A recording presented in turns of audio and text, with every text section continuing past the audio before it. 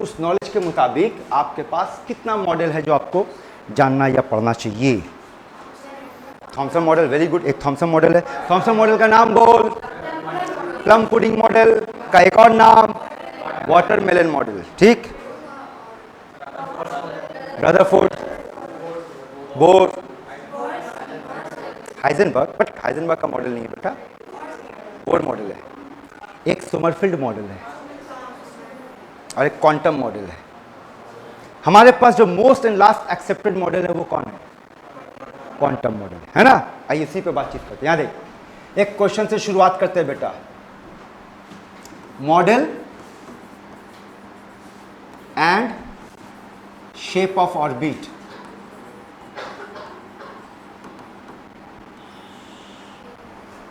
ठीक है, model and, चलिए एक एक करके मॉडल लिख रहे हैं। आपके मुताबिक आप बताओगे कि उस मॉडल के मुताबिक ऑर्बिट का शेप क्या था। पहला प्लम पुडिंग मॉडल,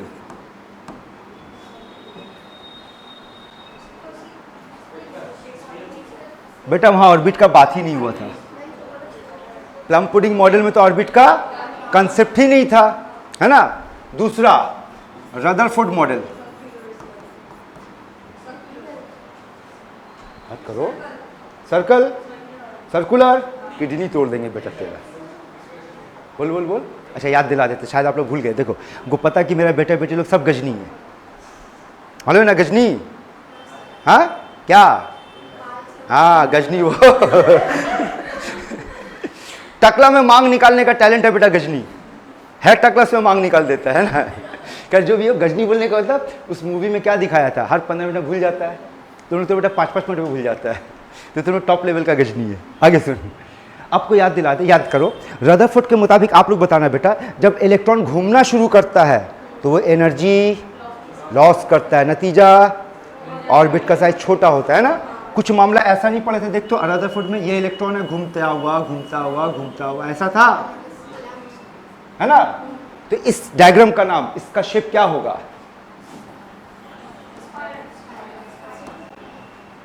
स्पाइरल होगा, ठीक। आइए तीसरा, बोर के मुताबिक क्या था? अब तो बोल, अब जहां बोलना वहां नहीं बोल, तब से चिल्ला रही थी सर्कल सर्कल, अब तो बोल सर्कल। यहां पे शेप सर्कुलर था, यानी ये देख, ये देख, बोर का मॉडल ऐसा था, ये न्यूक्लियस और ये बेटा ऑर्बिट ऑर्बिट ऑर्बिट, ऐसा था।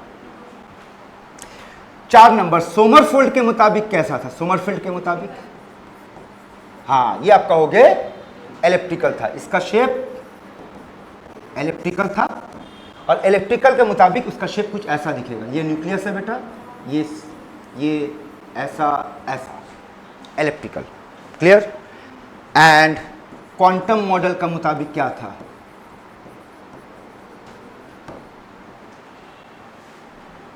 बोलो बोलो, टेल टेल, कुछ तो बोलो।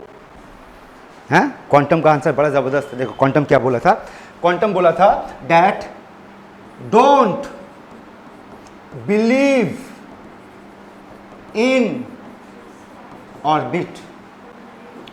क्वांटम बोलता हम ऑर्बिट पे भरोसा ही नहीं करते। तो किस पे भरोसा करता क्वांटम? वो भरोसा करता बेटा ऑर्बिटल पे, है ना। कैसे, चलो समझते हैं। अब ये बताओ, इन सारे मॉडल में कौन सा मॉडल 3D है? ये 3D है, बाकी सबका सब 2 डायमेंशन, ठीक। ऑर्बिटल का डेफिनेशन बोल।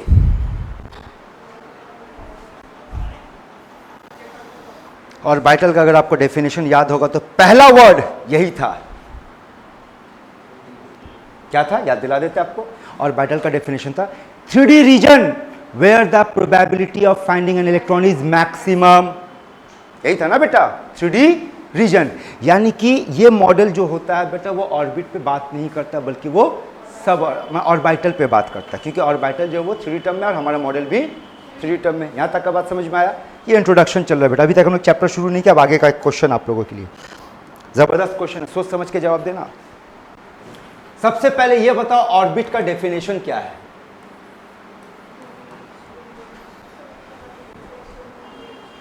बात कर बेटा, बोले नहीं आता ना बोलना सीख, टाइम वेस्ट नहीं, हाँ ना में कहानी खत्म करेंगे। चलिए बताते, सुनो। ऑर्बिट का डेफिनेशन आप कुछ भी लिखो बेटा, आप 10 पन्ने का डेफिनेशन लिख दो, एकदम पूरा पैराग्राफ, कहानी वहानी सब लिख दो। एक ऐसा वर्ड है अगर उस वर्ड का इस्तेमाल उस डेफिनेशन में नहीं किया जाएगा तो वो कटेगा। बताओ वो वर्ड क्या है? बोल बोल बेटा, कोशिश तो कर। स्टेशनरी। अच्छा वो स्टेशनरी, स्टेशनरी बोला ना? अच्छा स्टेशनरी बोल रहा, नहीं मजा आया। और अच्छा कुछ बोल, जोर से बोल, सही बोले। अब आए सही वर्ड, इमेजिनरी। इमेजिनरी याद कीजिए, आपको बताया गया था कि ये इमेजिनरी होता है। स्पेलिंग बोल रहे, भूल जाते हैं। हाँ इमेजिनरी, यानी ऑर्बिट का डेफिनेशन खुद बोल रहा है कि हम नहीं है। यही है ना भाई, ऑर्बिट का डेफिनेशन खुद ही। चलो लॉजिक का इस्तेमाल करते हैं बेटा। चलिए घूमने चलते हैं ऊपर। कहाँ? इतना ऊपर घूमने चले कि जब ऊपर से नीचे देखना शुरू किए तो हम लोग को अपना पूरा का पूरा सोलर सिस्टम दिख रहा है। अब ये बता तो सोलर सिस्टम में क्या दिखा है कि जैसे लाइन बना हुआ, लाइन पकड़ पकड़ के घूम रहा है। वहाँ तो कोई लाइन है ही नहीं, बल्कि हम लोग ये मान रहे कि वो जिस रास्ते से गुजर गया उसी रास्ते को हम लोग ऑर्बिट कहते हैं, है ना? वो सोलर सिस्टम वाला ऑर्बिट है। यही लॉजिक आपका यहाँ पे भी अप्लाई होगा। ऑर्बिट बेटा पहली बात तो इमेजिनरी कंसेप्ट है, ठीक है? ठीक। अगला सवाल, अमिताभ बच्चन का नाम सुने? सभी को जानता है। उसका एक फेमस मूवी था कालिया। उस मूवी में एक डायलॉग था, जहाँ से हम खड़े होते लाइन वहीं से शुरू होती है। सुनिए ये डायलॉग, है ना? वड्डा स्टार, वड्डी वड्डी बातें, मिलीनियम का स्टार है। अपना केमिस्ट्री का सुपरस्टार का नाम बताओ तो? इलेक्ट्रॉन। ये याद रखना बेटा, केमिस्ट्री का पूरा पढ़ाई इलेक्ट्रॉन पे होगा। आप जिसको पढ़ रहे स्ट्रक्चर ऑफ एटम, आप एटम को कम पढ़ने वाले हो, इलेक्ट्रॉन को ज्यादा पढ़ने वाले, है ना? इलेक्ट्रॉन प्रोटॉन न्यूट्रॉन सभी मिलकर के एटम बनाता है, पर सारा पढ़ाई किस पे टिका हुआ है? तो अपना हीरो कौन? अब इलेक्ट्रॉन का डायलॉग सुन, जहां हम घूम जाए वो ऑर्बिट।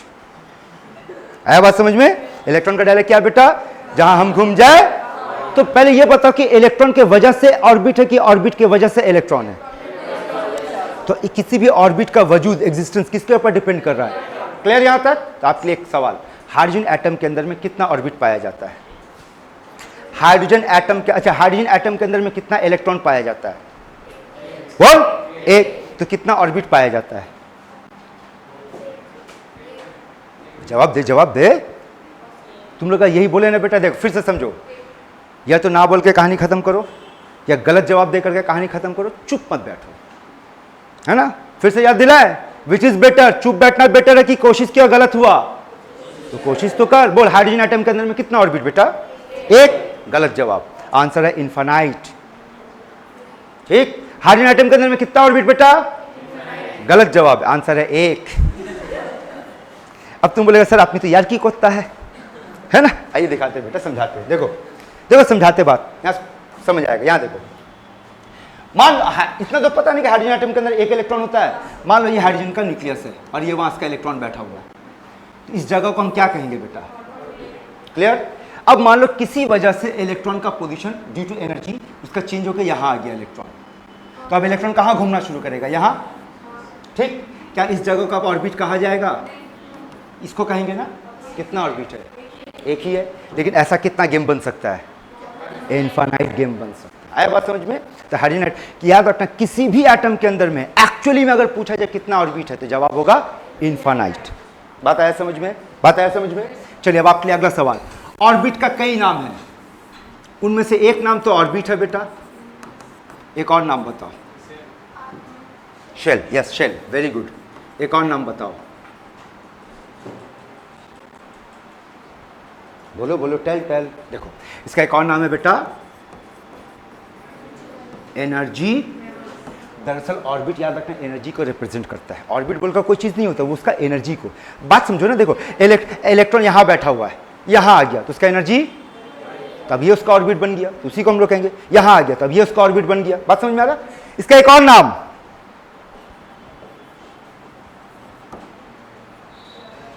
सिंपली लेवल कहेंगे। मान लो आपसे कहा गया ग्राउंड लेवल, तो मतलब किस ऑर्बिट की बात कर रहे हैं? First orbit. पढ़े ना ये लैंग्वेज? ग्राउंड लेवल का मतलब क्या होता है? First orbit. इसका एक और नाम प्रिंसिपल क्वांटम नंबर। ऑर्बिट का एक और नाम प्रिंसिपल क्वांटम नंबर। यहां तक का बात समझ में आया बेटा? ठीक, वेरी गुड। आइए आगे बातचीत करते हैं। चलिए अब चैप्टर शुरू करने जा रहे हैं। जो इंट्रोडक्शन देना था वो सब हो गया। एक एटम के अंदर जितना भी पार्टिकल पाया जाएगा उस पार्टिकल को आप किस नाम से पुकारोगे? उसको आप कहोगे सब एटॉमिक पार्टिकल। क्लियर? और आपके पास सब एटॉमिक पार्टिकल बेटा याद रखना दो तरह का होगा। क्या क्या होगा? एक होगा स्टेबल और एक होगा अनस्टेबल। स्टेबल के अंदर कौन कौन आएगा? इलेक्ट्रॉन, प्रोटॉन और न्यूट्रॉन। अनस्टेबल के अंदर कौन कौन आएगा? बोल बेटा। बहुत लंबा लिस्ट है।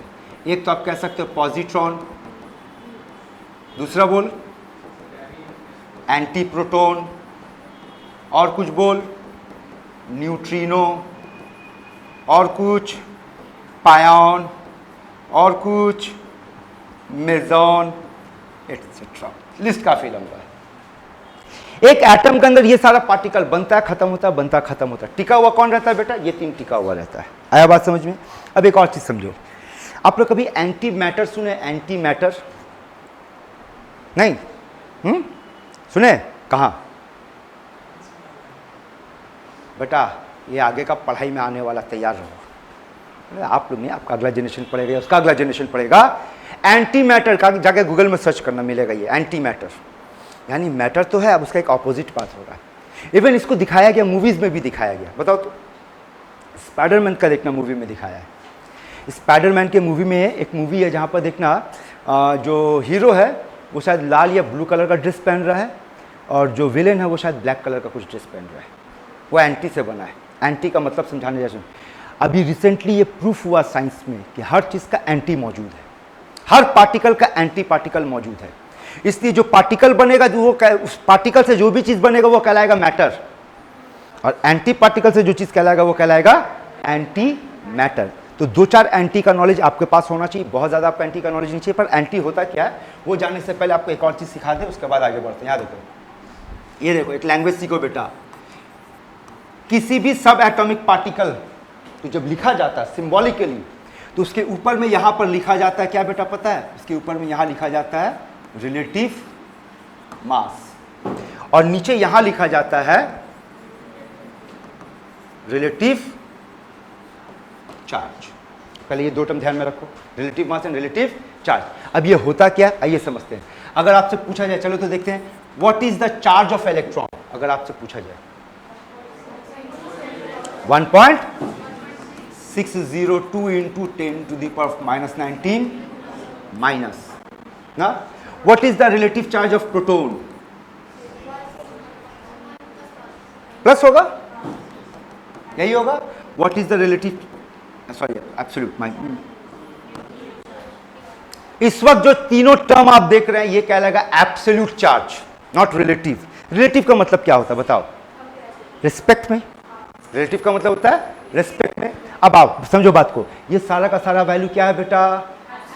Absolute charge. अब आइए इसका रेशियो निकालते हैं। निकालो, इन तीनों का रेशियो देखते हो, ये आएगा, आएगा कि नहीं? है ना? इसको मल्टीप्लाई कर 1.602 इंटू 10 टू द पावर -19, ये आ जाएगा। इसको भी उसी नंबर से मल्टीप्लाई कर, ये आ जाएगा। इसको भी उसी नंबर से मल्टीप्लाई कर, ये आ जाएगा। तो इसका हुआ कि नहीं रेशियो? है ना? तो ये कहलाएगा क्या बेटा? आपका रिलेटिव चार्ज। जैसे कि एक और सवाल, what is the relative mass of, what is the absolute mass of electron? है ना? अच्छा, ये तो हो गया किलोग्राम में। What is the absolute mass of electron in AMU?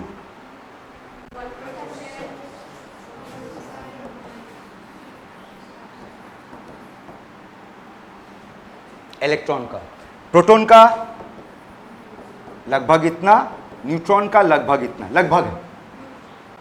ये सब का सब क्या कहलाएगा? Absolute mass, not relative. क्यों? समझो, ये किस यूनिट में है बेटा? है ना? नॉट टेल मी, इसका रेशियो निकालो। तो चलो, रेशियो निकालने से पहले सबको राउंड ऑफ करते हैं। इसको राउंड ऑफ कर तो कितना आएगा?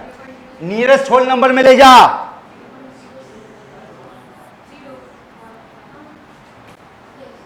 ठीक है? So what is the relative charge of electron, sorry relative mass of electron? 0। Mass of electron, sorry proton, proton 1, neutron. आया बात समझ में? अब आओ, यहां देखो, तो बोलो नियम के मुताबिक ऊपर क्या लिखना है बेटा हम लोगों को, नीचे क्या लिखना है, what is the relative charge of electron, relative mass of electron 0। तो समझ में आया कि नहीं बात, याद आया, पढ़े थे ना। तो ये लिखने का तरीका होता है। तो बाकी तुम लोग बोलो बेटा, आजा, व्हाट इज दिस,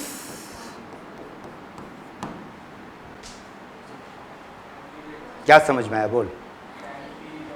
जब एंटी बनाएगा चार्ज चेंज हो जाएगा, मास सेम रहेगा। यानी इलेक्ट्रॉन सिर्फ नेगेटिव नहीं होता है, इलेक्ट्रॉन और पॉजिटिव इलेक्ट्रॉन का नाम पॉजिट्रॉन। अभी तक एम्स एग्जाम में सिर्फ एक सवाल पूछा था पॉजिट्रॉन, अभी तक और किसी पे कोई सवाल नहीं आया बेटा। ठीक, इसका सिंबल तुम लोग तय करो। ठीक है, एंटी प्रोटॉन होता है। न्यूट्रिनो का सिंबल ये होगा, पायन का सिंबल पाई होता है और मेजॉन का सिंबल म्यू होता है। आपका ध्यान सिर्फ किस पे होना चाहिए बेटा, पॉजिट्रॉन पे। यहां तक की बात समझ में आया। अब देखो आपके पास एक और क्वेश्चन आएगा, यहां पर देखो कहेगा स्पेसिफिक चार्ज, स्पेलिंग बोल रहे, स्पेसिफिक चार्ज का मतलब the ratio of charge by mass.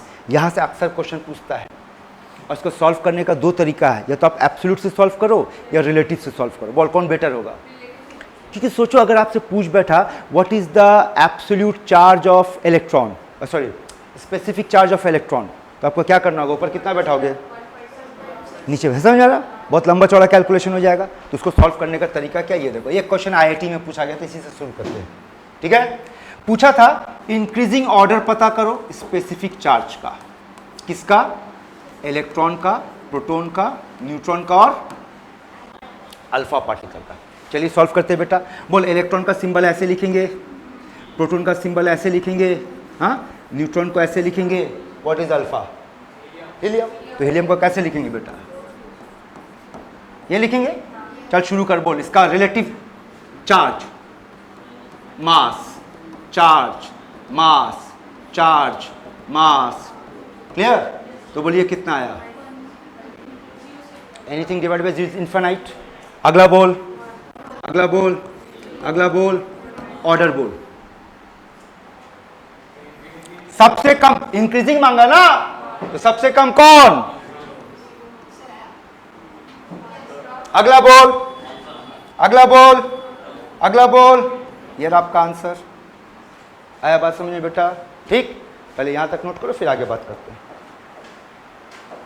सब नोट नहीं करना, ठीक है। ये क्वेश्चन से शुरुआत करो।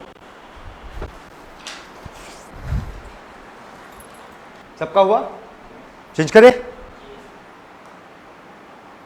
ये साइड में लिख कर रखो, एनर्जी को किस किस नाम से पुकारते हैं, सिर्फ नाम लिख करके रखो। हो गया, चेंज करे।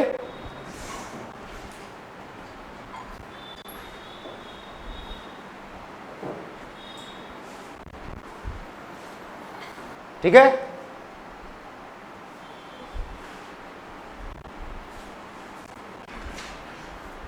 ना लिसन बेटा लो, अभी कोई नोट नहीं करेगा, सिर्फ सुनेगा। ठीक है, हम लोग क्या पढ़ रहे हैं, चैप्टर का नाम यही है। अभी देखो कुछ जो बातचीत की पहले उस पर बातचीत कर लेते हैं, है ना। क्या क्या था देखते हो, कुछ याद आ रहा, डाल्टन का एटॉमिक थ्योरी याद है, तो उसको भी इसमें लिया जाता है कि डाल्टन का एटॉमिक थ्योरी, पर हमें जरूरत नहीं। फिर कौन है, थॉमसन है, रदरफोर्ड है, बोर है, स्क्रोडिंगर है, चैडविक भी है, सोमरफील्ड है। हम लोग इस पे जो बात करने वाले, शुरुआत यहां से करते हैं। सबसे पहले कौन है, ये डाल्टन का याद है theory, atoms are small indivisible, atoms can neither be created nor can be destroyed, याद है, ये सारा हम लोग पढ़े थे ये। अब इसके बाद कौन आ रहा है, देखो इसके मुताबिक क्या था कि एक एटम के अंदर में equal number of positive and negative charge पाया जाएगा। ये देखा ना, इक्वल नंबर ऑफ पॉजिटिव, पूरा का पूरा एटम क्या होगा, न्यूट्रल होगा, ये बताया था। फिर कौन था बेटा, देख ये डायग्राम वैसे भूल है, न्यूक्लियस का डिस्कवरी हुआ था। अब ये बोर का मॉडल है, बोर को प्लानिटरी मॉडल भी कहते थे, याद किया आप लोग 19 में पढ़े थे ना। आपको बताया गया था कि बोर का model is similar to our solar system. ठीक है, क्वांटम मॉडल देखते किस पे बात कर रहा है, ऑर्बिट पे बात कर रहा है, नॉट ऑर्बिट बट ऑर्बिटर। ठीक है, ये क्या है? अभी पढ़ा लेने के बाद ये आपका ड्यूटी बेटा, इसको पूरा बैठ के छापना है, ये पूरा पार्ट। क्या एक बार समझ लो, बोलो यहां पर क्या क्या दिख रहा है आपको? बोलिए क्या है? मास ऑफ, कौन सा मास? एब्सोल्यूट मास, है ना? और ये भी एब्सोल्यूट मास है। यह है इन टर्म्स ऑफ केजी, यह है in terms of MU, in terms of KG, in terms of MU, in terms of KG, in terms of MU. ठीक है, नीचे क्या दिया बेटा इन सब का? मास ऑफ 1 मोल, 1 मोल का मास कितना होगा? इसको एवोगाड्रो नंबर से मल्टीप्लाई करो, ये आएगा। एवोगाड्रो नंबर से मल्टीप्लाई, यानी कि देख लो यहां पर ऑलमोस्ट सेम आ गया। अब यहां पर क्या बेटा? चार्ज, ये कैसा चार्ज है? एब्सोल्यूट। ये चार्ज एसआई यूनिट में और ये चार्ज सीजीएस में, इसको आपको याद रखना है। अब ये क्या है आपके पास? और ये क्या है? लेकिन यहां जो स्पेसिफिक चार्ज निकाला गया, बता तो वो कैसे निकाला गया? एब्सोल्यूट, है ना? कूलम्ब, ये रहा ग्राम। पर हम लोग प्रॉब्लम कैसे सॉल्व नहीं करेंगे। अगला ये सब देख लेना, कौन डिस्कवर किया, इसका सिंबल समझ में आ रहा है? इलेक्ट्रॉन -1 0। एक और सिंबल क्या है इलेक्ट्रॉन का? Beta minus. पॉजिट्रॉन का सिंबल बीटा प्लस, ये याद रखना। इलेक्ट्रॉन का सिंबल बीटा या बीटा माइनस। ठीक है, ये प्रोटॉन का एक और सिंबल H प्लस। ठीक है, और न्यूट्रॉन का सिंबल ये होता है। ठीक है, अब देखो हम लोग किस पे बातचीत कर रहे बेटा? बोलो। अनस्टेबल, है ना? अनस्टेबल का लिस्ट काफी लंबा था, सब नहीं जानना है, बस थोड़ा बहुत बेसिक नॉलेज देख लो। ये है पॉजिट्रॉन, इसका मास किसके बराबर है? लेकिन इसका चार्ज, ये इसका सिंबल और ये इसका डिस्कवरर है। ठीक है, उसी तरीके से neutrino, anti neutrino, anti proton, anti neutron, meson, पायोन।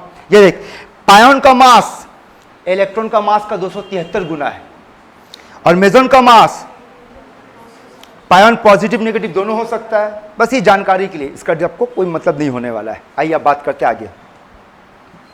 अरे क्वेश्चन आ गया, जवाब दो, बोलो क्या है? बोले थे ना कि पॉजिट्रॉन से सिर्फ एक ही क्वेश्चन आया, वो कहां पे पूछा गया था? एम्स में। तो इसका आंसर क्या होगा बेटा? ए होगा। ठीक है, नेक्स्ट। ये क्वेश्चन अभी भी आपको हमको आईआईटी में क्वेश्चन आया था, आंसर बोल। मिला ना? किया है ना? ठीक है, अगला टर्म क्या पढ़ने जा रहे बेटा? Atomic number and mass number. ठीक है, अब आइए एटॉमिक नंबर मास नंबर में जाने से पहले थोड़ा सा बातचीत कर ले हम लोग यहां पर, फिर बातचीत करते हैं। यहां देखो,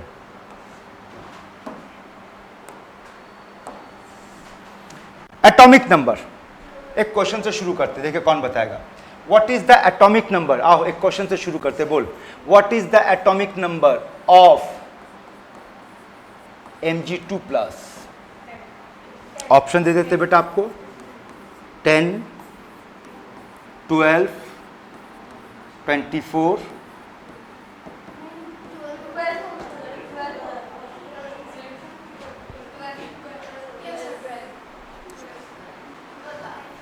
पहले तुम लोग क्लियर करो कि तुम लोग डॉक्टर बनने का तैयारी करे कि नेता बनने का तैयारी, क्योंकि ये नेता का हरकत होता है, 2 मिनट में अपना बात से पलट जाता है। आप लोग पलटी मार दिए। Answer very good. Atomic number किसको रिप्रेजेंट करता है? Number of proton. और एक चीज याद रखना बेटा, एटॉमिक नंबर एलिमेंट का पहचान होता है। अगर आप एटॉमिक नंबर बदल रहे, इसका मतलब एलिमेंट बदल जाएगा। अगर आप बोले मैग्नीशियम 2+ का atomic number 10, that means actually talking about neon. ठीक है ना? एटॉमिक नंबर चेंज नहीं होगा तब तक जब तक कि एलिमेंट चेंज नहीं होगा। एलिमेंट पे तुम कोई भी चार्ज रखो, एटॉमिक नंबर पे फर्क नहीं पड़ेगा। हाँ, उसका नंबर ऑफ इलेक्ट्रॉन पे जरूर फर्क पड़ेगा। अगर आपसे पूछेंगे मैग्नीशियम 2+ में कितना प्रोटॉन, कितना इलेक्ट्रॉन? 10, क्योंकि 2 घट गया तो इलेक्ट्रॉन 10 हो जाएगा, लेकिन प्रोटॉन 12 का 12 ही रहेगा। बात आया समझ में? आइए आगे बातचीत। ये ऑप्शन का मतलब जानते हैं आप लोग? हाँ, करके छिलो रे, ये अपना लिखेगा आमी जानी ना। कहानी खत्म करो बोल करके, नहीं आता ना बोलो। ठीक है, आमी जानी ना। यहाँ देख, तो एक एलिमेंट है X, यहाँ देख, यहाँ पे क्या लिखते हैं? यहाँ पे क्या लिखते हैं?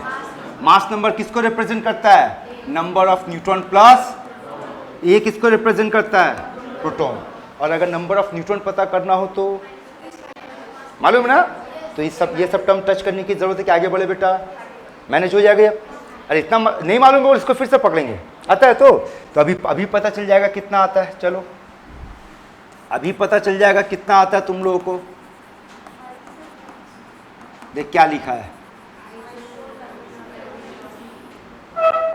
कई ऐसा टर्म है यहां पर जो हम लोग आइसो से पढ़ने वाले हैं, ठीक है, उसको समझता है। ये पहला टर्म बोल बेटा, आइसोटोप्स। बोल किसको कहा जाएगा, बोल जेड, जेड बोल सेम, ए बोल डिफरेंट। एक और चीज आपको बता दें अलग से, जानते हो जेड जो एटॉमिक नंबर होता है वो किस चीज को रिप्रेजेंट करता है, किसी भी एलिमेंट का क्या चीज को रिप्रेजेंट कर रहा बेटा, और जो ए होता है वो किसको रिप्रेजेंट करता है, ठीक है। एसर्शन रीजन क्वेश्चन बना देगा,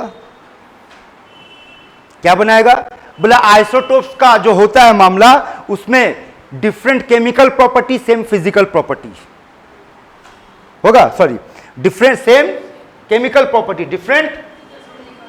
बात समझ में आ रहा, जैसे कि एग्जाम्पल के तौर पे मान लो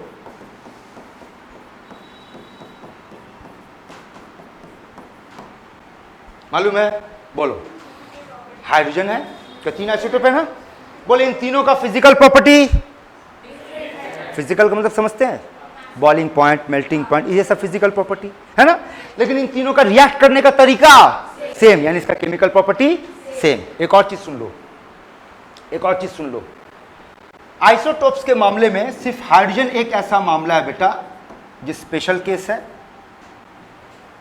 जहां पर उन लोगों को नाम दिया गया है, वरना किसी भी आइसोटोप को नाम नहीं दिया गया। बोलो इन तीनों का नाम क्या है, प्रोटियम, ड्यूटेरियम, ट्रिटियम, ये तीन नाम है, वरना किसी भी आइसोटोप को नाम नहीं दिया गया। बाकी हम लोग को अलग तरीके से पता है, जैसे C12, C14, O16, O17, ये पढ़ने का तरीका होगा, लेकिन इन तीनों को स्पेशल नाम दिया गया। और एक चीज याद रखना बेटा, जब आइसोटोप का खेला होगा तो ये खेला तो आएगा ही आएगा, जबकि ये खेला पढ़ा चुके हैं। क्या चीज याद आ रहा है बेटा,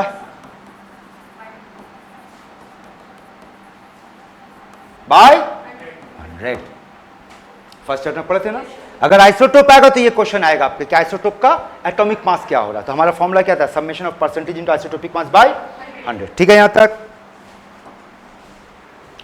दूसरा नंबर हम लोग बात कर रहे हैं, ये पहला नंबर पे बात की थी ना, एक नंबर क्या था आइसोटोप, दो नंबर देख क्या बेटा, बोल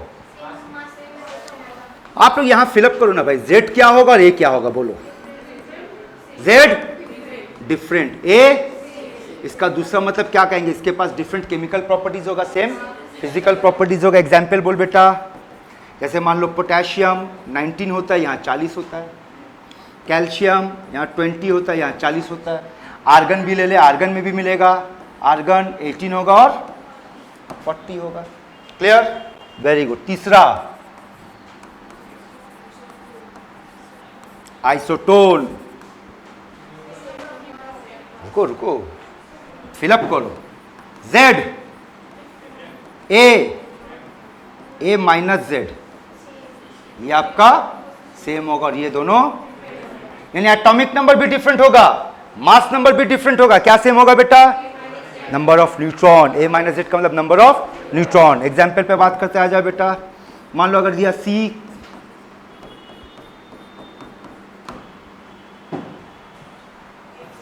है ना, दोनों का एटॉमिक नंबर डिफरेंट है बेटा, दोनों का मास नंबर, लेकिन दोनों का नंबर ऑफ न्यूट्रॉन सेम है, तो उसको हम क्या कहेंगे, आइसोटोन। कितना टर्म हो गया हमारे पास, 3। चौथा बोल बेटा,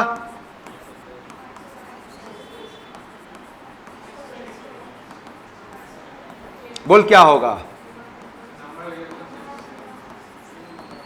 same number of electron. Clear, चल एग्जाम्पल पे बात करते आओ, लिखते जा रहे, आप सिर्फ मेरे को ये बताओगे सब में कितना इलेक्ट्रॉन है, C4 minus, N3 minus, O2 minus, F minus, neon, Na plus, Mg2 plus, Al3 plus, बोल नंबर ऑफ इलेक्ट्रॉन बोल 10। कार्बन का एटॉमिक नंबर 4 माइनस का मतलब 4 गेन किया, कितना हुआ? मगा लॉजिक बाकी 7 3 10, 8 2 10, 9 1 10, 10 11 से 1 चला गया। बात आया समझ में?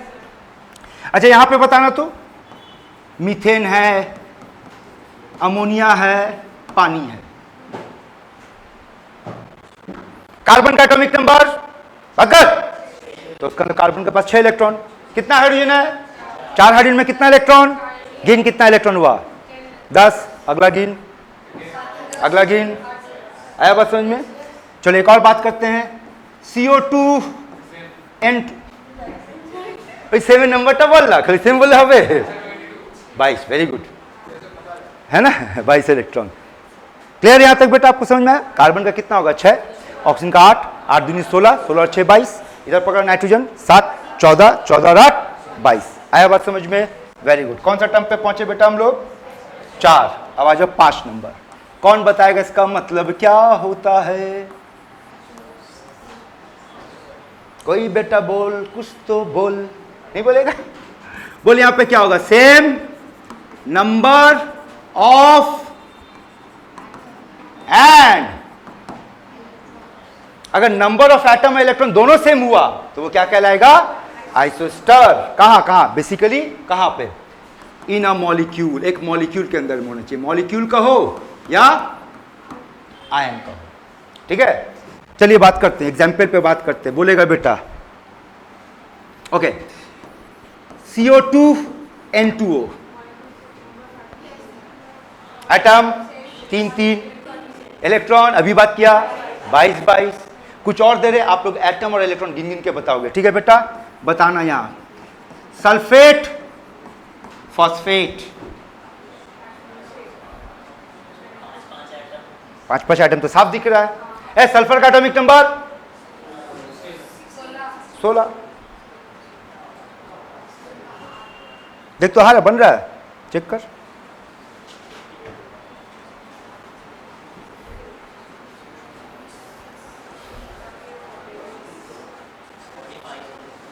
चलो चेक करते हैं। सल्फर का एटॉमिक नंबर, ऑक्सीजन का 8 चौके 32 और यहां पर 16 जोड़ 32 और 16 48 और 2 माइनस 50 इलेक्ट्रॉन, ठीक। आइए atomic number of phosphorus 15, oxygen 8, 8 चौके 32 प्लस 15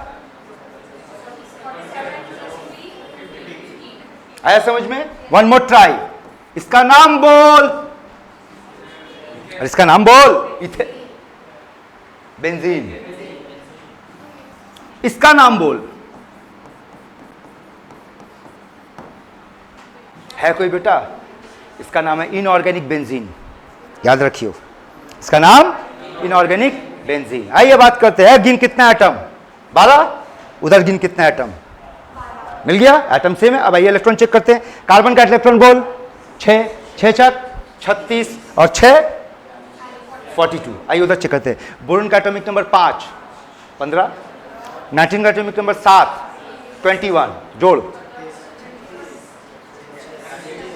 आया बात समझ में? ठीक। तो आइए यहां एक और बात करते हैं, इन तीनों में नंबर ऑफ इलेक्ट्रॉन सेम है? बात कर। इन तीनों में नंबर ऑफ एटम सेम है? नहीं, तो ये सिर्फ आइसो इलेक्ट्रॉनिक कहलाएगा, लेकिन ये दोनों आइसो इलेक्ट्रॉनिक भी कहलाएगा। और तो आपके लिए एक स्टेटमेंट बनता है कि all isosters are isoelectronic but all isoelectronic are not isosters. आया बेटा बात समझ में? Very good. आगे बढ़े।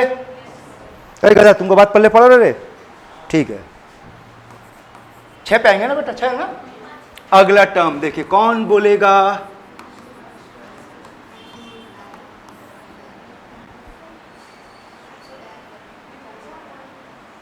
बोलो बोलो, टेल टेल। आइसोडायफर, कोई बात नहीं। देखो यही दिक्कत हो गया ना, ना बोल के खत्म करता है कहानी। तो तुम लोग तो ना बोलना सीखे ही नहीं है। एक तो बोले आमी जानी हो गया, आमी जानी ना। आजा बेटा आइसोडायफर पे बात करते हैं। देख आइसोडायफर उसको कहेंगे जिसके पास सेम आइसोटोपिक नंबर होगा। तो अब एक सवाल और उठेगा क्या कि सर ये आइसोटोपिक नंबर क्या है। आइए उस पर बात करते हैं। आइसोटोपिक नंबर का मतलब होता है difference of neutron and proton. Neutron and proton का डिफरेंस को क्या कहते हैं? चल इसका फॉर्मूला बनाते हैं। बोल रहे न्यूट्रॉन निकालने का फॉर्मूला, मतलब आपका फॉर्मूला यही हुआ ना, n माइनस पी है ना। n निकालने का फॉर्मूला बोल a माइनस जेड, p निकालने का फॉर्मूला बोल z। तो क्या हुआ बेटा? a minus 2z। ये हो गया आइसोटोपिक नंबर। जिसके पास ये नंबर सेम होगा उसको हम लोग क्या कहेंगे? आइए एक एग्जांपल से समझते बेटा। Uranium 92 235, thorium 90 231। चल चेक करते हैं। बोल ए कितना इसका? बोल बोल 235 माइनस 2z। बोल यही होगा ना, माइनस कर। आया? अगला चेक कर। बोल ए कितना? 2z। बोल माइनस कर। आया बात समझ में? तो जहां पर बेटा आइसोटोपिक नंबर सेम होगा वो क्या कहलाएगा? हमारा आइसोडायफर। क्लियर यहां तक? आइए आगे बात करते हैं। अब ध्यान से सुनना, लेवल कम थोड़ा सा उठाने ले जा रहे बेटा। क्या आप लोग रेडियो एक्टिविटी टर्म कभी पढ़े सुने हैं? बोलो बोलो, टेल टेल पढ़ा है ना? Okay fine. कम से कम इतना बताओ कि अगर किसी एक एलिमेंट से अल्फा का लॉस होता तो हम क्या पढ़े थे, क्या क्या चेंजेस देखने को मिलेगा? मान लो मेरे पास एक element x, atomic number Z, mass number A, एक अल्फा का लॉस हुआ। बात कर।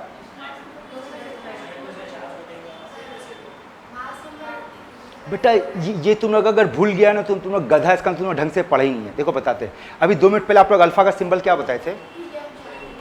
यही बोला था ना। तो अबे ये निकालेगा तो नीचे से कितना बच जाएगा, ऊपर से कितना बच जाएगा? हो गया, कहानी खत्म। जो निकालेगा उसको निकाल। तो बोल नीचे क्या बचता है? जेड माइनस, ऊपर क्या बचेगा? एलिमेंट बदल जाएगा। अब एक साथ नहीं लिख सकते हो, क्यों? एटॉमिक नंबर बदल गया बेटा। एटॉमिक नंबर बदलेगा तो खेल बदल जाएगा। ठीक है। आइए एक और क्वेश्चन। आपके पास एक एलिमेंट है atomic number Z, mass number A, एक बीटा का लॉस हुआ। बीटा का लॉस का मतलब क्या लॉस हुआ? तो बोल ऊपर का चेंज, नीचे z+1। अरे z -1 होगा ना, तो क्या हो जाएगा? z+1। जो भी एक एलिमेंट, अभी नाम पकड़ा दे रहे हो भाई। आया बात समझ में? एक और बात करते हैं, इसी को डिलीट कर, इसी पे बात करते हैं। वो एटॉमिक नंबर ZA, बोल किसका लॉस दिखाया? पॉजिट्रॉन। तो पॉजिट्रॉन का इक्वेशन अगर बनाएगा बेटा तो क्या होगा? और आया समझ में? बहुत बढ़िया। चलिए तो कुछ प्रैक्टिस के लिए क्वेश्चन लेते हैं। यहां ध्यान से देखो। ये मान ले एक element X, atomic number Z, mass number A, एक अल्फा का लॉस हुआ। इक्वेशन कंप्लीट कर। Any doubt? एक बीटा का लॉस कर।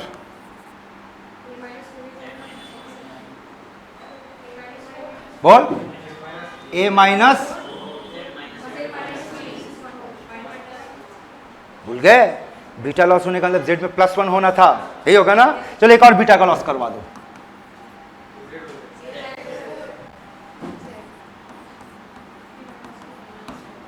होगा? चलो इससे बीटा प्लस का लॉस करवा दो।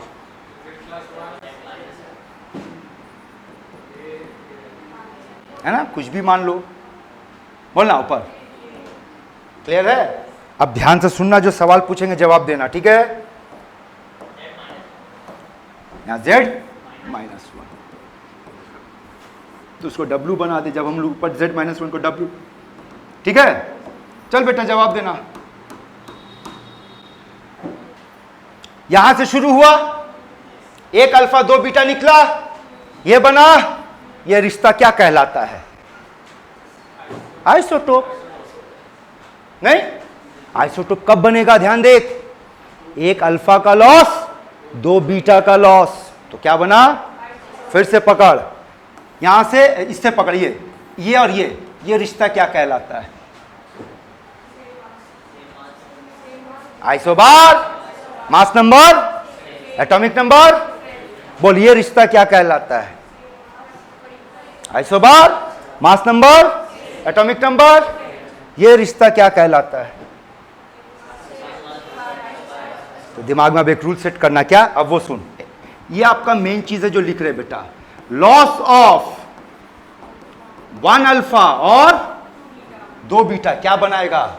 आइसोटोप देगा बेटा। किसी भी एलिमेंट से अगर 1 अल्फा और 2 बीटा का लॉस करवा दिया जाए तो वो जो पैदा करेगा वो क्या होगा? आइसोटोप। आगे सुन, loss of 1 beta isobar, loss of 1 beta plus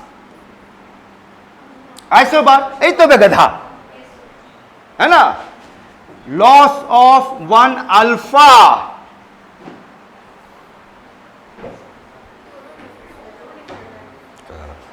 है ना, लॉस ऑफ 1 अल्फा।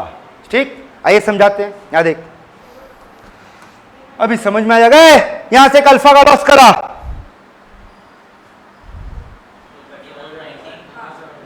तो क्या बनेगा? आइसोडायाफर। समझे बात बेटा? तो एक अल्फा का जब लॉस होगा तो क्या बनेगा?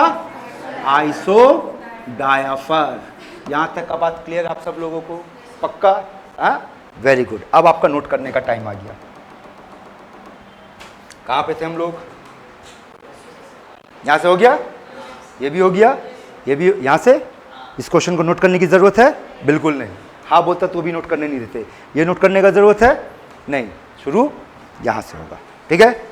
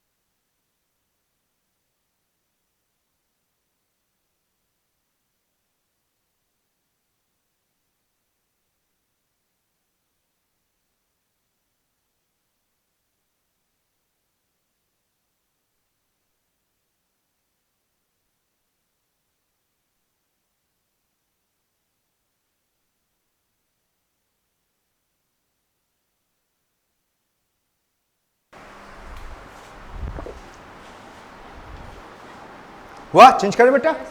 हाँ, चलो।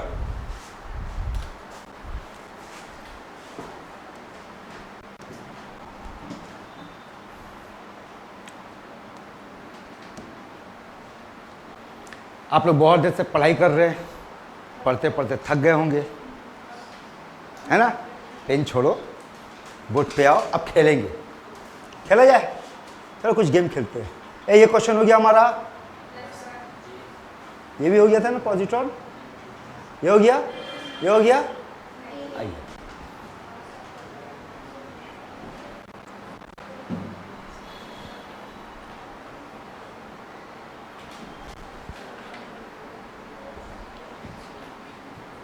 पढ़ लो मिलकर सॉल्व करेंगे। आप लोगों को सॉल्व नहीं, सॉल्व आप लोग अपने दिमाग, मेरा पेन आप वहां से बोलोगे, हम यहां लिखेंगे। बोलो क्या मांगा है?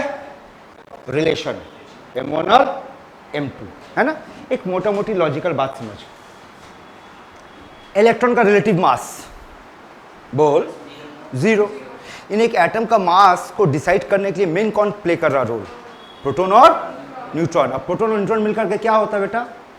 Mass number. आइए बात करते हैं। बोलो इसका मास, इसका, बोल खत्म कहानी, एक लाइन में बनेगा। बोल बेटा आंसर। क्लियर? आया बात समझ में?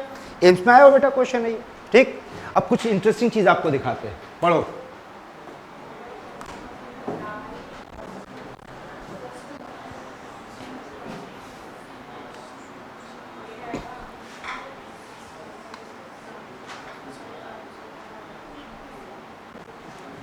पढ़ा? क्या बोला? Di positive zinc ion. तो डाई पॉजिटिव जिंक आयन कौन होगा? ये होगा ना बेटा? हाँ, इसमें क्या पूछा? Number of. तो 2+ होने पे नंबर ऑफ न्यूट्रॉन पे फर्क पड़ेगा। और नंबर ऑफ न्यूट्रॉन का डायरेक्ट फॉर्मूला ए माइनस जेड। ए कितना, नहीं ए 70 दे दिया। जिंक का एटॉमिक नंबर 30। आंसर बोल, खत्म कहानी। वैसे काफी पुराना क्वेश्चन, आप लोग का पैदाइश से पहले का क्वेश्चन है ना और नहीं बना ना, अभी फील हो रहा है। उस टाइम आईटी देते थे कितना मजा आता है ना आइए ये हम लोग पढ़ चुके बेटा, ठीक। अब इस पे क्वेश्चन पे बात करते हैं। देखो पहला क्वेश्चन,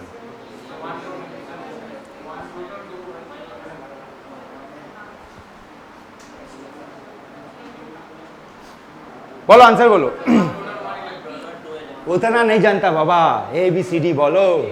ए डी, देख इंटरेस्टिंग हो गया ना, यही होता डिस्कशन का मजा। दो अलग अलग आंसर आया, चलिए देखते सही कौन है। फंस गया आप लोग, फंसा दिया ना। ये होता ओवर एक्साइटमेंट का नतीजा। एक डॉक्टर कभी भी ओवर एक्साइटेड नहीं हो सकता है, समझ ले बेटा। ऑपरेशन के टाइम में ओवर एक्साइटमेंट हुआ तो गलत चीज कट जाएगा बेटा, ठीक है। ये आंसर डिस्कशन चाहिए कि समझ आ गया कहाँ गड़बड़ है ना। किसकी बात करें बेटा, ड्यूटेरियम का मतलब ये है ना। और बात न्यूक्लियस, तो न्यूक्लियस में हमको सिर्फ क्या देखना है, प्रोटॉन देखना और चाहिए ना।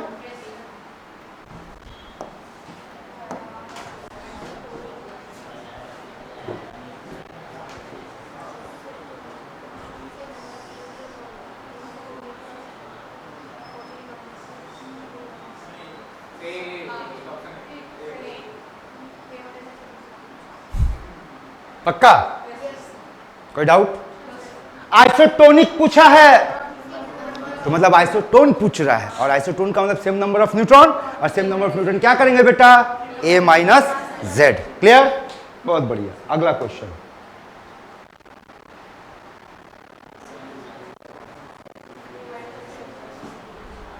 Hints, more than one correct answer. चलिए ये more than one correct answer है बेटा।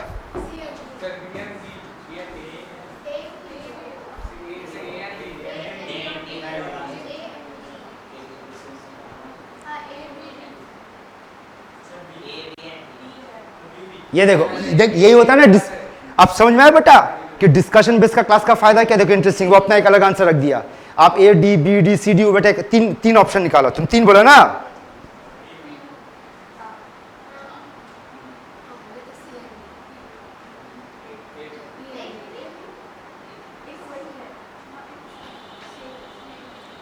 डिस्कशन करे, पहले ये बताओ क्या ये आइसोटोनिक है, ये और ये तो। और जाकर के देखो आपको हम लिखा थे कि आइसोटोन होने के लिए जेड अलग होना चाहिए, ए अलग होना चाहिए। यहां जेड से इसको आप आइसोटोन कैसे कहोगे, इसका जेड ए और ए माइनस जेड सेम आ रहा है। आया बात समझ में। देखिए फंसाने वाला क्वेश्चन था बेटा। अगला पे आ जाओ। जानते ये क्वेश्चन आपको इसका, ये जो क्वेश्चन है, रुको रुको, ये क्वेश्चन कहाँ है, 84 ना। आप यकीन मानो इस क्वेश्चन को हम दिखा सकते हैं, आप चाहे किसी भी बोर्ड से बिलोंग करते हो। आपका क्लास 19 का ये क्वेश्चन है। आइए बनाओ, देखिए जरा।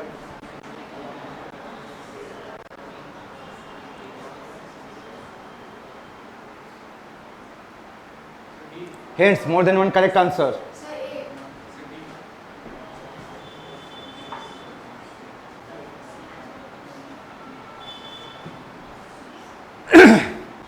क्या डिस्कशन चाहिए? चलिए बात करते हैं। आइए, क्लोरीन का आइसोटोप क्या क्या है बेटा हमारे पास? 35, 37। समझना बात को। आपका 9th का माध्यमिक लेवल या 10th लेवल का क्वेश्चन याद दिला रहे। क्वेश्चन हुआ करता था, मास नंबर होल नंबर होता है, एटॉमिक मास फ्रैक्शन होता है। क्यों? जवाब था कि मास नंबर जो है वो तो नंबर ऑफ न्यूट्रॉन और प्रोटॉन को रिप्रेजेंट कर रहा है, वो हमेशा होल नंबर होगा, है ना भाई। 10 प्रोटॉन होगा, 15 प्रोटॉन होगा, 13.5 प्रोटॉन थोड़ी ना होगा, सब होल नंबर पे होगा। लेकिन जब एटॉमिक मास की बात करेंगे तो एटॉमिक मास क्या होता है? इन लोगों का एवरेज। और यही एवरेज निकालने का तो अभी आपको फॉर्मूला दिखाए थे, समेशन, याद है? Percentage into isotopic mass by 100। तो देखो तो बात समझ में आ रहा है क्यों ये दो आंसर होगा। एक तो उसको आइसोटोप होना चाहिए और आइसोटोप का डिफरेंट मास होगा, उसका जो एवरेज निकालेंगे उसके वजह से वो फ्रैक्शन होगा। ठीक है, चलिए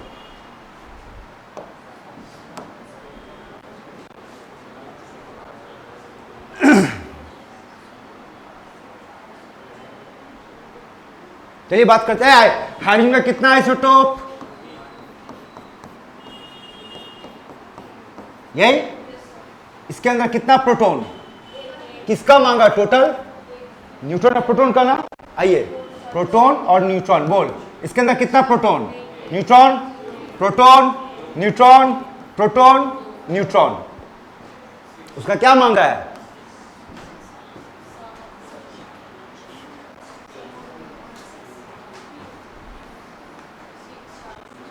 ठीक है।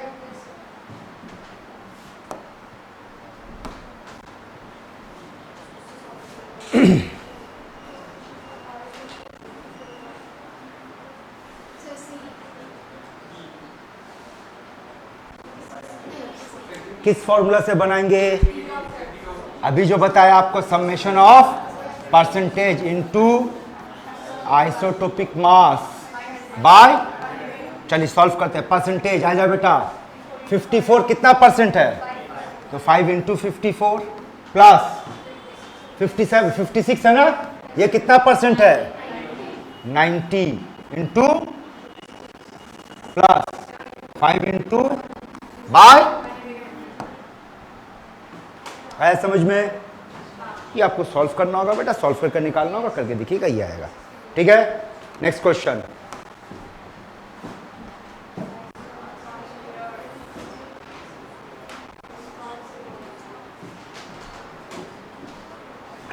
रुको, यहां कुछ आपको एक इंटरेस्टिंग चीज बताने जा रहा है, ध्यान से सुनना। क्या मांगा बेटा, iso electronic pair. Iso electronic pair का पहले खेल समझे, किस एग्जाम में पूछा है, ठीक, आंसर बाद में बात करें, पहले क्वेश्चन कुछ पैटर्न दिखा रहे। बस दो चीज बताना, क्या पूछा और किस एग्जाम में पूछा है, बोलो क्या पूछा है, किस एग्जाम में।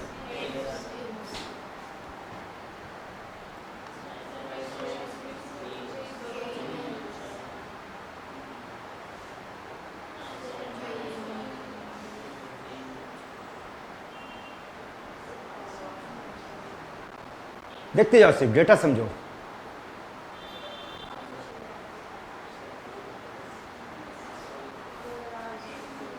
ठीक,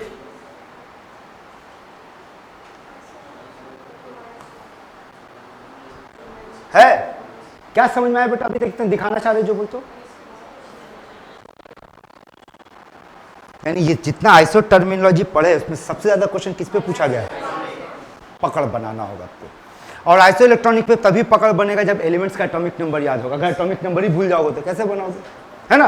ये देखो कोई एग्जाम बात नहीं किया बेटा, जेई मेंस बोल, आईआईटी बोल, नीट बोल, देखो अभी नीट का सारा खेल 1997 का क्वेश्चन है, देख, फिर 2000 में पूछा, फिर 2002 में पूछा गया, फिर 2014 में पूछा गया। चलो यही जवाब दे दो आप लोग, देखें बोला आंसर क्या होगा।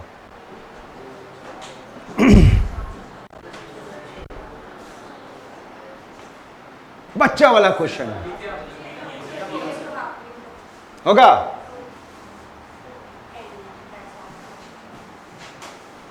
यहां तक बात समझ में आया बेटा, जितना देर आपको क्या समझाने का कोशिश किए, किस पे पकड़ बनाना आपको, आइसो इलेक्ट्रॉनिक पे। सबसे ज्यादा क्वेश्चन आइसो इलेक्ट्रॉनिक पे पूछा जाएगा, लेकिन इसका एक और भी ड्रॉबैक है, नतीजा मालूम है कि आप आइसो इलेक्ट्रॉनिक के पीछे इतना भागे कि आइसोटोन आइसोबार छूट गया और क्वेश्चन वहीं से आ गया। ठीक है, यहां तक बात समझ में आया बेटा। ये क्या चल रहा था अभी तक, आइसोटर्म चला। ठीक, चलिए अगला टॉपिक शुरू करने जा रहे बेटा। ए गधा लोग, गधी लोग, यहां ध्यान दो बेटा, देखो क्या आ रहा है, यही चल रहा है ना हमारा। अब अगला जो टॉपिक पढ़ने जा रहे बेटा, पहले देख क्या पढ़ने जा रहे हैं, थोड़ा सा वेब के बारे में समझ ले। आप में से किसी भी बेटा बेटी को अगर ये टर्म समझ में नहीं आया है, अभी क्लियर कर ले, क्या वेवलेंथ क्या होता है, फ्रीक्वेंसी क्या होता है, वेव नंबर क्या होता है, टाइम पीरियड क्या होता है। चलिए बात करते हैं, इस डेटा को समझो। अगर आपसे पूछेंगे इस ग्राफ में एम्पलीट्यूड का वैल्यू बताओ, एम्पलीट्यूड कहाँ ढूंढोगे? हाँ, ये है ना? या फिर ठीक है, एक वेव में ये जो ऊपर की तरफ उठता है इसको क्या कहते हैं? नीचे वाले को। और एम्पलीट्यूड का basic definition height of crest, और ठीक है, एम्पलीट्यूड समझ में आ गया बेटा? अगला सवाल, इस ग्राफ में बताओ वेवलेंथ कितना है? वेवलेंथ, वेवलेंथ का मतलब क्या होता है? इसको आप ऐसे से याद रखोगे, दो क्रेस्ट का दूरी या दो ट्रफ का दूरी या एक कंप्लीट साइकिल। आइए समझते हैं। ऐ देख, ये हो गया, ये हो गया दूसरा क्रेस्ट, है ना? अब इसका दूरी पकड़, मिला 8। आइए, ये आपका क्रेस्ट है, अच्छा ट्रफ है, और ये आपका ट्रफ है, दूरी पकड़, है ना? तो दो क्रेस्ट का या दो ट्रफ का दूरी, या एक और क्या बोले बेटा? एक कंप्लीट साइकिल। आइए समझते हैं, ये आधा साइकिल है और ये आधा साइकिल है, तो यहां से लेकर के यहां तक पकड़। आइए समझ में? तो वेवलेंथ का मतलब होगा दो क्रेस्ट या दो ट्रफ का दूरी या फिर एक कंप्लीट साइकिल। क्लियर है? Very good. अगला, अगर आपको पूछा जाए यहां पे फ्रीक्वेंसी क्या है, तो पहले फ्रीक्वेंसी का डेफिनेशन बताओ। नंबर ऑफ साइकिल पर सेकेंड, नंबर ऑफ साइकिल पर सेकेंड। मान लो एक पार्टिकल, समझो यहां पर वाइब्रेट करते हुए ये वेव बनाया और यहां तक पहुंचते पहुंचते पहुंचते उसको 64 सेकंड का टाइम लगा। मान लो हाइपोथेटिकली कोई भी एक नंबर ले लिए, ठीक है? तो फ्रीक्वेंसी का वैल्यू बताओ। फिर से डेफिनेशन, दिक्कत है तो बात कर ले बेटा। क्या बोला? नंबर ऑफ पर, अरे ढक्कन लोग, अगर तुम लोग यूनिट भी याद रखेगा ना तो डेफिनेशन याद रहेगा। क्या है unit? CPS.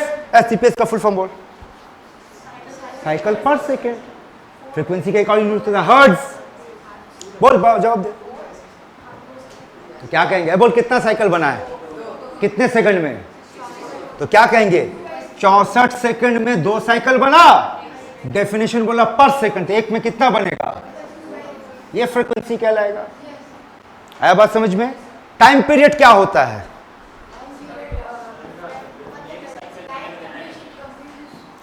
Time for one cycle, one complete cycle, है ना? तो एक कंप्लीट साइकिल, तो यहां से वहां तक जाने में 32 सेकंड लगा, यहां से यहां जाने में कितना, सॉरी 64 सेकंड लगा, तो यहां से यहां जाने में कितना टाइम लगेगा? बोल, 32। तो इसका टाइम पीरियड कितना हो गया? एंड आई होप आप ये पढ़े होंगे कि फ्रीक्वेंसी का मतलब होता है 1/t। मिलाकर देख ले डेटा मैच कर रहा है कि नहीं। आया बात समझ में? ठीक। तो क्या क्या सीखे बेटा? एम्पलीट्यूड का मतलब समझ में आ गया, वेव लेंथ समझ में आ गया, फ्रीक्वेंसी समझ में आ गया। ये सब का डेफिनेशन लिखाने नहीं जाएंगे, उतना बच्चा लेवल पे फिर नहीं, वो आपका काम है। पकड़ में आया बात? तो इसका एग्जाम में डेफिनेशन बस मतलब पकड़ के रखो। और क्या पता है? Time period. What is wave number? अब सुनो, रुको रुको रुको, हड़बड़ाओ मत बेटा। देखो आप गड़बड़ कहाँ कर रहे हैं। अगर आप तुम पूछेंगे व्हाट इज फ्रीक्वेंसी, जवाब दे। Number of cycle. आप तो बोल सकते सर 1/t, है ना? वो उसका मैथमेटिकल फॉर्म है, डेफिनेशन नहीं। तो व्हाट इज वेव नंबर? आप जो बोले 1/λ, वो उसका मैथमेटिकल फॉर्म है। उसका डेफिनेशन सुन ले क्या होता है। वेव नंबर का मतलब होता है number of wave per unit length. ठीक है? आइए, हम लोग किस यूनिट में बात कर रहे हैं बेटा? अगर आपसे मैं एक सवाल पूछ ले, इस पूरे में 1 सेंटीमीटर में कितना वेव बना, बोलो। तो हम लोग क्या कहेंगे कि यहां से यहां कितना सेंटीमीटर है? 8 सेंटीमीटर में कितना वेव बना? एक ना? तो 8 सेंटीमीटर में एक वेव बना, तो 1 सेंटीमीटर में कितना वेव बनेगा? 1/8। इसका वेवलेंथ कितना है? अब मिला ले, तुम्हारा फार्मूला मैच कर रहा, 1/λ हो गया। ठीक है? तो वेव नंबर का मतलब क्या होता है? नंबर ऑफ क्लियर है? अब देखो एक और इंटरेस्टिंग चीज आपको दिखाते हैं, आइए। बोल बेटा, यहां से यहां तक का जाने में कितना टाइम लगा था? हम लोग यही माने थे ना, तो टाइम हम लोग कितना मान लिए थे बेटा? 64 सेकंड मान लिए थे। इस ग्राफ का वेवलेंथ कितना था बेटा? 8 सेंटीमीटर। इस ग्राफ का फ्रीक्वेंसी कितना था? 1/32। याद है ना? अच्छा, एक सवाल पूछा जाए, यहां से लेकर के यहां तक का डिस्टेंस कितना है? देख के बोलो। 16 है ना? और कितना टाइम लगा? तो डिस्टेंस आपके पास 16 है। वेलोसिटी बोल, बोलना। 4 आ रहा है? अच्छा, फ्रीक्वेंसी इंटू वेवलेंथ कितना आ रहा है? देख तो। हाँ?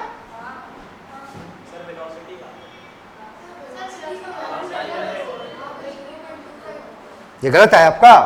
कितना आएगा? 1/4 है ना? और यहां कितना आया? तो क्या समझ में आया पता है? कि frequency into wavelength equals to velocity. ठीक है? अब जो कुछ भी समझाए बेटा उसका हम समरी बना दे रहे हैं, आप लोग चाहो तो उसको नोट कर लेना। क्या है सुनो, यहां पर देखो, पहली बात तो ये याद रखना वेवलेंथ, दूसरा क्या टर्म हमारा? फ्रीक्वेंसी। तो वेवलेंथ का डेफिनेशन लिखने की जरूरत है नहीं। अच्छा, वेवलेंथ का यूनिट पे जरूर बात कर। यूनिट बोल। लेंथ है ना भाई, तो लेंथ का ऐसा यूनिट क्या होगा? सीजीएस यूनिट क्या होगा? फ्रीक्वेंसी का यूनिट। और हाँ, वेरी गुड, ये भी हो सकता है। और सेकंड इनवर्स ये भी होगा। अच्छा, इन दोनों का रिलेशन फ्रीक्वेंसी इंटू लैम्डा क्या कहलाएगा बेटा? वेलोसिटी कहलाएगा। ये याद रखना। साथ में ये भी याद रखना, फ्रीक्वेंसी इक्वल्स टू 1/t, और याद रखना वेव नंबर इक्वल्स टू 1/लैम्डा। क्लियर है? तो ये कुछ टर्म्स एंड रिलेशन है, इसको याद रखना है। आप लोग देख लो क्या नोट करना नहीं करना है। आगे बढ़ते, कंप्लीट कर लो। आगे बढ़े बेटा। अच्छा, कुछ और सुन लो, ये आपका चॉइस है नोट करना या नहीं करना है। कन्वर्शन फैक्टर्स पे कुछ जरूरत पड़ेगा। देखे, इसको याद रखिए, बता रहे बोल कितना? 10 to the power of minus क्या? और अब बोल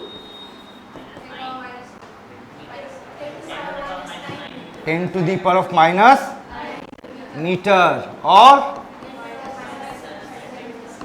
ठीक है, बोल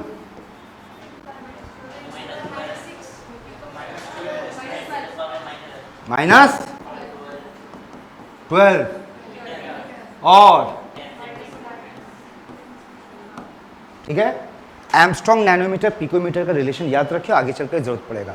अगर मालूम है तो ठीक, बोले ना बेटा, हर चीज नोट करने का जरूरत नहीं। जो नहीं मालूम है आप उसको नोट कर लेना। ठीक है? बनता है? ठीक है, याद है? ओके बेटा, आप लोग का आगे बढ़े। हाँ, देखो, ये जो कुछ भी पढ़ाया गया आपको ये नहीं आएगा एग्जाम में। बस आपको यहाँ टर्म समझना है कि वेव वेवलेंथ क्या होता है, वेव नंबर क्या होता है, फ्रीक्वेंसी क्या होता है, टाइम पीरियड क्या होता है। ठीक है? आइए, बातचीत तो यहां से शुरू होगा। क्या है? देखो, मैक्सवेल का थ्योरी क्या है? Electromagnetic wave theory. क्या कहता है ये बात करते। देखो, ये सुनो रे ध्यान से। इस थ्योरी के मुताबिक अगर आपके पास क्या है? सोर्स। किसका सोर्स? Source of energy. इस थ्योरी के मुताबिक किसी भी सोर्स से एनर्जी एब्जॉर्ब होगा या एमिट होगा। कैसे होगा? वेव के टर्म में होगा। ठीक? और कैसे होगा?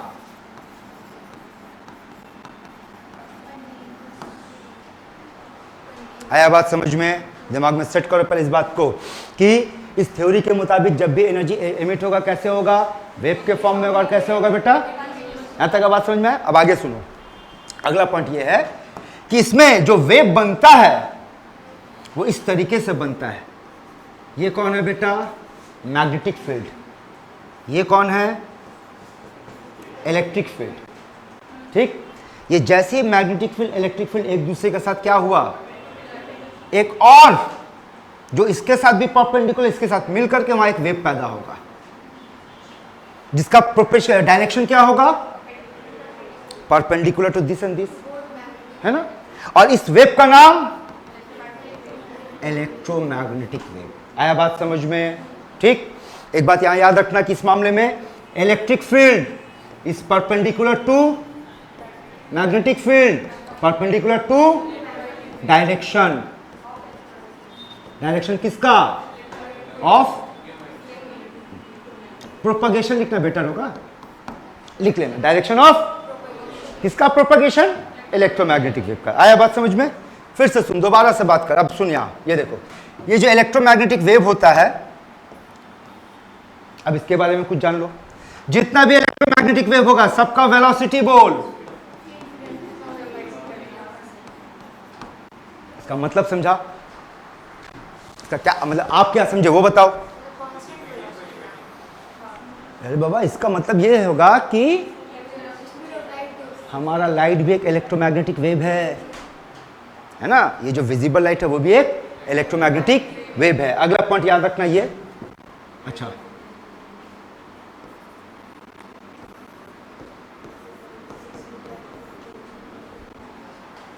फ्रीक्वेंसी और वेवलेंथ में क्या रिलेशन है? इनवर्स। और इस प्रोपोर्शनैलिटी को खत्म करने के लिए बेटा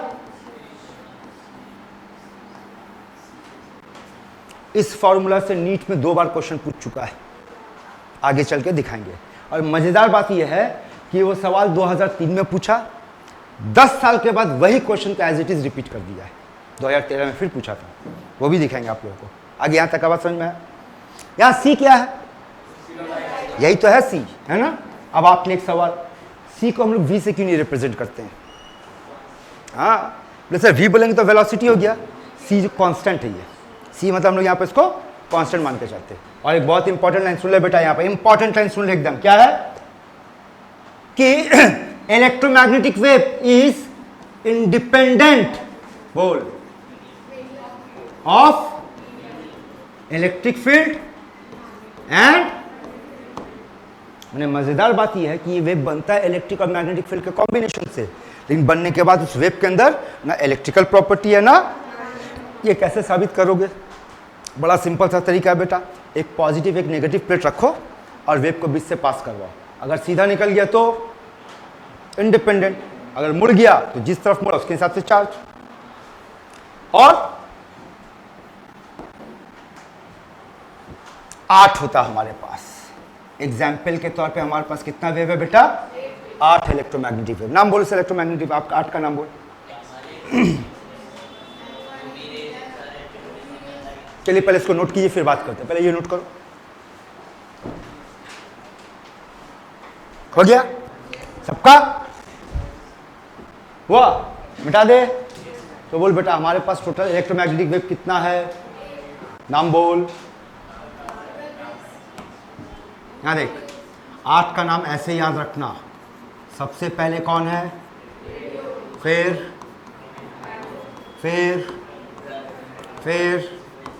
एकदम ऑर्डर में याद रखना है, क्योंकि बेटा ये ऑर्डर पे ऑलरेडी क्वेश्चन पूछा गया। चांसेस है किस तरह का क्वेश्चन पूछेगा कि किसका वेवलेंथ ज़्यादा या फ्रीक्वेंसी ज़्यादा है। बोल, विजिबल के बाद, यूवी के बाद, बोल एक्सरे के बाद, गामा के बाद 2 मिनट रुको, बात सुनो उसके बाद नोट करना। ये जानकारी के लिए दे रहे बेटा, एग्जाम में चांसेस 99.99% नहीं आएगा ये सवाल जो बता रहे, लेकिन नॉलेज होना चाहिए बेटा। और नॉलेज का कोई बाउंड्री नहीं है। कुछ बच्चा तो सर इतना सिलेबस हम इतने में पढ़ेंगे, बाहर नहीं जाएंगे, पर हम तो आपको बाहर लेके जाएंगे बेटा। देखो मज़ेदार चीज़ है, हमारे रोज़मर्रा की ज़िंदगी में डेली लाइफ में इस वेव का इस्तेमाल देख लो। रेडियो वेव बोलो कहाँ इस्तेमाल होता है? हेलो बेटा, सारा दिन इसी पे गुजार रहे, पता ही नहीं इस पे काम कैसे हो रहा है। हमारे घर पे जो रेडियो चल रहा है, टीवी चल रहा है या फोन का इस्तेमाल कर रहे हो, वो किस पे होता है बेटा? माइक्रोवेव, तो पता ही होगा, है ना। इंफ्रारेड, आपके घर पे जितना भी रिमोट का इस्तेमाल करे, चाहे वो टीवी का हो या डिसेंट जो भी हो, वो सब इंफ्रारेड पे काम करता है। ठीक है, विजिबल, ये जो हम लोग एक दूसरे को देख रहे हैं, यही इसका काम है ना। यूवी रे, ये काम कम करता है, नुकसान ज़्यादा पहुंचाता है। ठीक है, और हम हमेशा बेटा एक ही एग्जाम्पल दिखाते हैं, देख रहे हैं डिफरेंस, यूवी रे, एक्सरे, एक तो हड्डी वगैरह टूट गया या उसको, इसका एक और इस्तेमाल होता है, डेंटिस्ट लोग दांत के अंदर में देखने का काम करते हैं। ठीक है ना, डेंटिस्ट भी इसका इस्तेमाल करते हैं। गामा रे, बड़ा मजेदार चीज है। किसी को कैंसर है तो गामा रेस पर पास करवा उसको कैंसर ठीक कर दे, और किसी को कैंसर नहीं है तो उसको गामा पास करवा के कैंसर करवा दे, है ना, मालूम है तो। और ये रे यहाँ पाए ही नहीं जाते, ये स्पेस में पाए जाते, इसलिए हमारे काम का नहीं है ये। आइएगा बात समझ में? ठीक है, तो ये नोट करना है, करना है, रुको रुको, तो नोट करना, तो इस बात का ध्यान रखना, क्या वेवलेंथ घट रहा है, इसका मतलब बताओ। तो चलिए आपके लिए दो सवाल, सबसे ज्यादा वेवलेंथ किसका, सबसे ज्यादा फ्रीक्वेंसी किसका?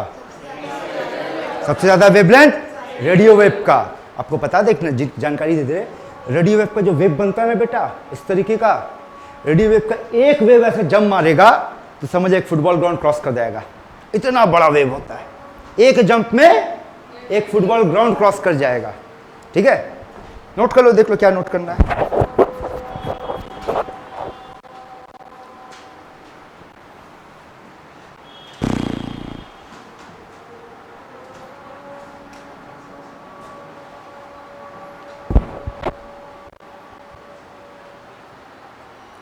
अब सब लोगों का हो जाएगा तो बोलना बेटा।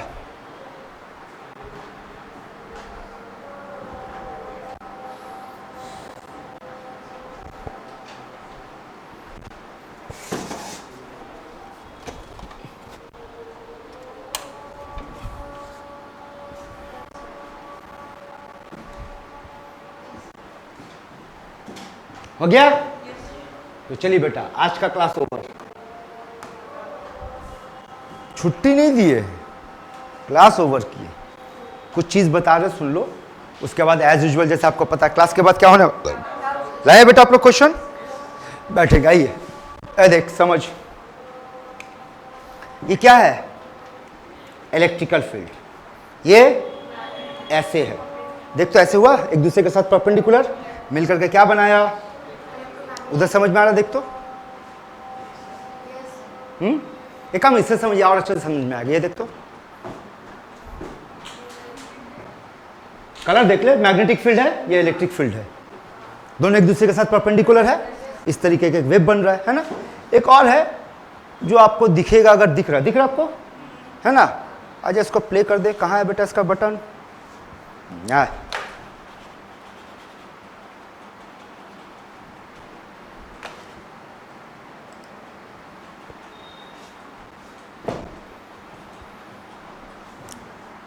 एक ऐसा वेव है, एक ऐसा, समझे, दोनों फील्ड मिलकर के ये बनता है बेटा आपका इलेक्ट्रोमैग्नेटिक वेव। क्लियर? प्रॉपर्टीज बात कर ले, देख ले कुछ समझ में।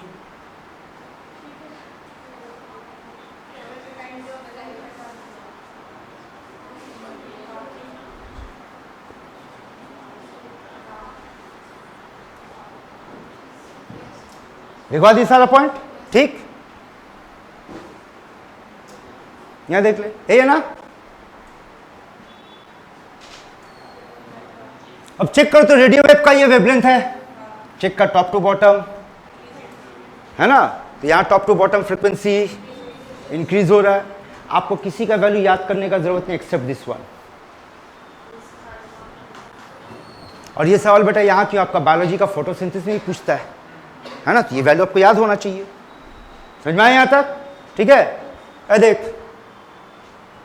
अच्छा एक सवाल बताओ तो, मान लो एक एग्जाम्पल बोले, ये गाधा का एग्जाम्पल धर, ये गाधा गया एक्सरे करवाने, अंदर गया। आपको पता है जब एक्सरे करवाना होता है तो आप अपना घर का कपड़ा पहन के एक्सरे नहीं कर सकते, है ना। वो वहाँ का जो गाउन होता है वो पहन के गया, लड़का एक्सरे कराया, करके आके बाहर आया। अब जब अंदर गया ड्रेसिंग रूम चेंज करने के लिए, तो कपड़ा के अंदर दिख रहा जामिनी, लड़का गायब हो गया। वो तो क्या होगा नतीजा? पागल हो जाएगा। अगर आपको अचानक से पता चले कि आप है लेकिन आप नहीं है, आप खुद ढूंढते चल रहे खुद को, पागल हो गए।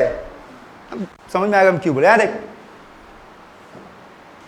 मतलब बता इसका क्या है। राम इनविजिबल हो गया कब? एक्सरे करवाने गया था, नतीजा पागल हो गया। होने दे अपना काम से।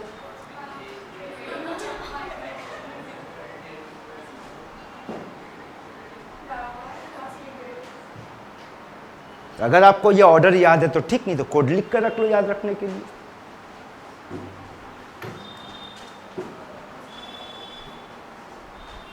Ram invisible under x-ray gone crazy.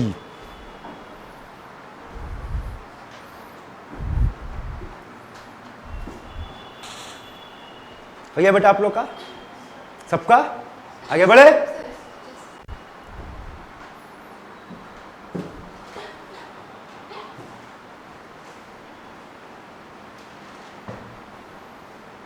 चलो खेलते हैं।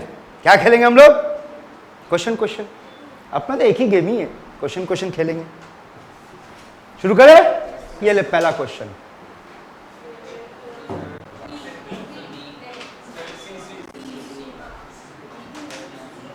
ठीक है, ये ले अगला क्वेश्चन।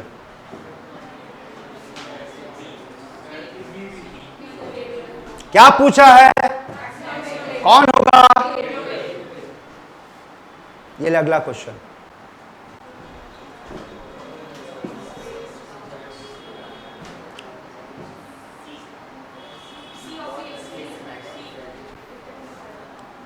किसका प्रॉपर्टी पूछा है? एक्सरे मतलब इलेक्ट्रोमैग्नेटिक वेव। और बोला कौन नहीं है? चलिए चेक करते हैं कौन नहीं है। क्योंकि अभी पढ़े थे ना कि इलेक्ट्रोमैग्नेटिक वेव डिफ्लेक्ट नहीं करता है। ये क्या बोल रहा है? करता है। ये गलत। ठीक है,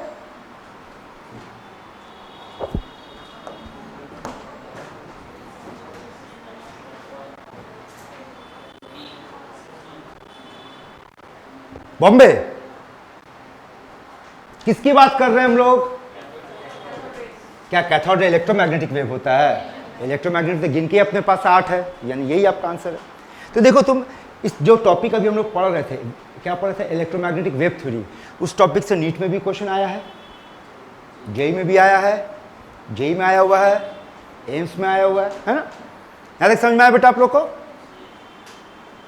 आइए अब इसको बातचीत करते हैं। इलेक्ट्रोमैग्नेटिक वेव थ्योरी कुछ ऐसा प्रॉपर्टी था जिसको एक्सप्लेन नहीं कर पा रहा था। कौन कौन सा प्रॉपर्टी को एक्सप्लेन नहीं कर पा रहा था और कौन कौन सा को एक्सप्लेन कर पा रहा था? बताइए तो, देखे जरा। वेव थ्योरी क्या क्या एक्सप्लेन कर पा रहा था, क्या क्या नहीं कर पा रहा था? आप पढ़ते हैं, याद है? पढ़ उसको, पढ़ पढ़ पढ़ पढ़। हाँ याद आया, ठीक है, देर से बोली लेकिन बोली बेटा, चल पढ़। वेव थ्योरी क्या एक्सप्लेन कर पा रहा था? डिफ्रैक्शन। और कहां पढ़े हैं? फिजिक्स में, केमिस्ट्री में नहीं है ना बेटा, है ना? वेव में पढ़े, फिजिक्स का वेव, है ना? What is diffraction? बताओ तो देखे जरा। वेव के रास्ते में अगर रुकावट आ जाए तो वेव का प्रॉपर्टी बदल जाता है, उसको डिफ्रैक्शन कहेंगे। What is interference? वेव आपस में मिक्स हो जाए, सुपर इंपोज करे, वो इंटरफेरेंस। और किसको नहीं एक्सप्लेन कर पा रहा था? पढ़। Black body. और किसको एक्सप्लेन नहीं कर पाया था? ये हमारे केमिस्ट्री में, इसको हम लोग डिटेल में पढ़ेंगे। ब्लैक बॉडी रेडिएशन वगैरह बेटा आप फिजिक्स में पढ़ोगे, ठीक है? आइए ये रहने दी, इधर देखिए, ये सब अभी आपके लिए नहीं। यहां आ जाओ। ये क्या है?